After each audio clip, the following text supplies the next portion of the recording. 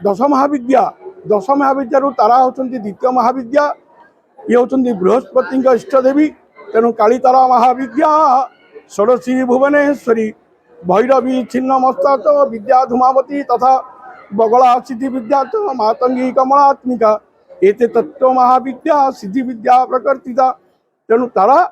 दश महाविद्यार द्वितीय देवी बृहस्पति इष्टदेवी एवं आमर ये गला मसरे 2 तारिख में बृहस्पति चलन हेले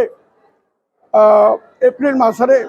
चलन हेले तेणु बृहस्पति अच्छा सबुकर मनीष मानकर प्राणी मानकर बृहस्पति जदि उच्च आसन रे तेणु से सब कार्य जयुक्त भावे ऐश्वर्य प्राप्ति बृहस्पति सब ऐश्वर्य प्राप्ति करती धन विद्या बुद्धि घर मानक सब पिला उत्तरोत्तर उन्नति करती तेणु तारा होती नील सरस्वती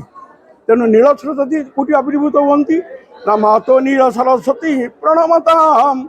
सौभाग्य संपद प्रदे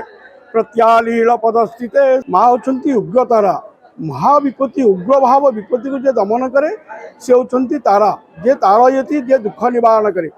आमर पूर्व आगुरी सत्य जुगरे जितेबाला देवता माने आतजात करुले से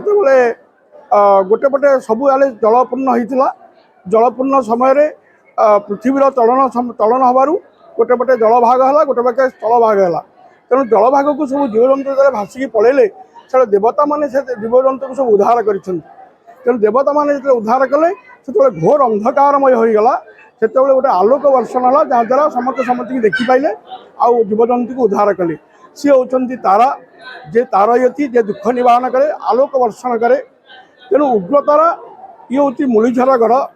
मुलीझर गढ़ भूषणपुर पाखे ये मुलीझर गढ़टा अच्छी गरजा ठाकुराणी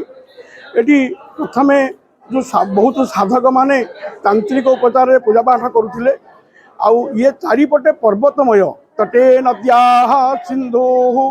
गिरीशर शिरो मल्लुर गहने शशाने गोष्ठे वा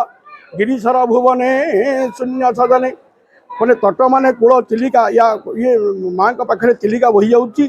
चिलिका पाखे माँ मंदिर तटे नद्या सिंधु गिरीशर शिरो मल्लुर गहने चारिपटे पर्वतमय बेलबण मल्लुर माने बेलबण ता भितर देवतांकर माँ तारांकर बासस्थली मनीष मानकर प्राणी मानकर बृहस्पति जदि उच्च आसन रे तेणु से सब कार्य जयुक्त भावे ऐश्वर्य प्राप्ति बृहस्पति सब ऐश्वर्य प्राप्ति करती धन विद्या बुद्धि घर मानक सब पिला उत्तरोत्तर उन्नति करती तेणु